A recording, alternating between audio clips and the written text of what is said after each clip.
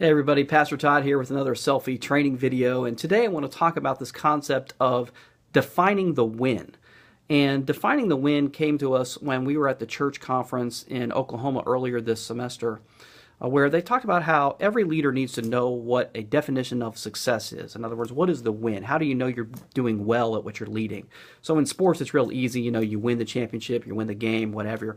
But how do you define a win in leading a small group or leading a life group? So I want to talk about that for each type of group, and then I want to talk about something that is common to each one of those groups at the very end. So stay tuned if you hear already your description. So the first one is, what is the win for an activity group? And the win for an activity group is simply, did one person in your group make another friend? It's pretty simple.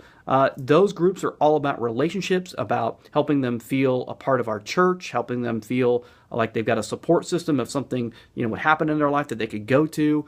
Maybe they're on Sunday morning, they see somebody else in the lobby that they recognize that they didn't know before. It's all about relationships. So did somebody else make another friend? Just one person in your group. All right. That's for activity. That's the win.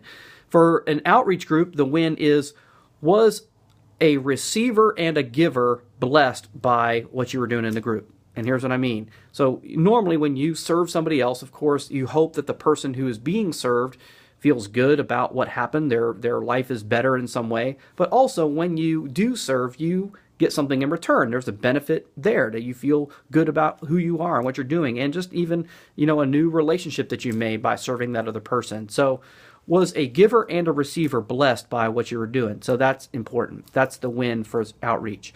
Then the win for spiritual growth groups was there an idea, was there a concept that was sort of presented where somebody had a change in their thinking or heart that propelled them forward in their spiritual journey?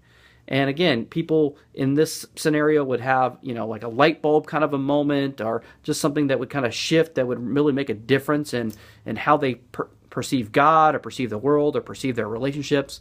And of course, you can't really manufacture that, but when you open up the Word, when you start to pray, those things happen. And so was one person propelled forward by what you were doing in the group? And for all these things, you really can't set a goal for, I want 50% of my group to do this or whatever.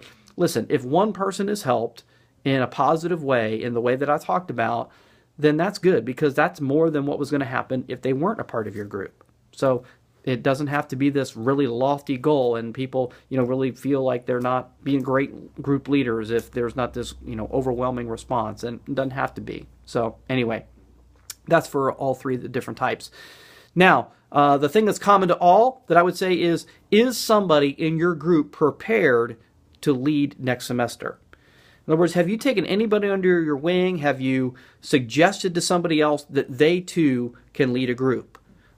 Because that's really important, because if we don't do that, then we'll find pretty shortly that we have a shortage of leaders. And we want, of course, this ministry to grow, because so many people are benefited by being a part of a group. So right now, you need to be talking to people and saying, hey, I think you would make a good group leader. And it doesn't even have to be the same type of group. So if you lead a spiritual growth group, maybe somebody in your group could lead an activity group or an outreach group. But you're just seeing something in somebody else, perhaps they don't even see it in themselves, where they could lead a group.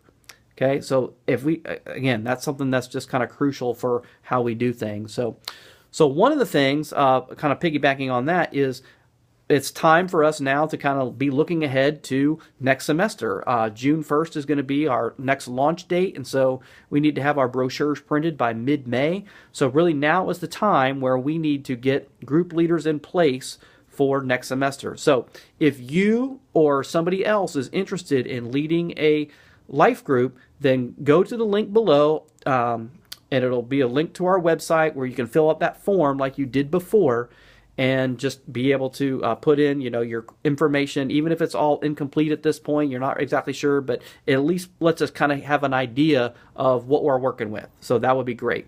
So thanks so much for leading currently. I hope you guys are winning. I know that you guys are, because I'm hearing a lot of great stories, and also would love to share those to the congregation as well. So thanks so much again for leading, and we'll see you around. Bye.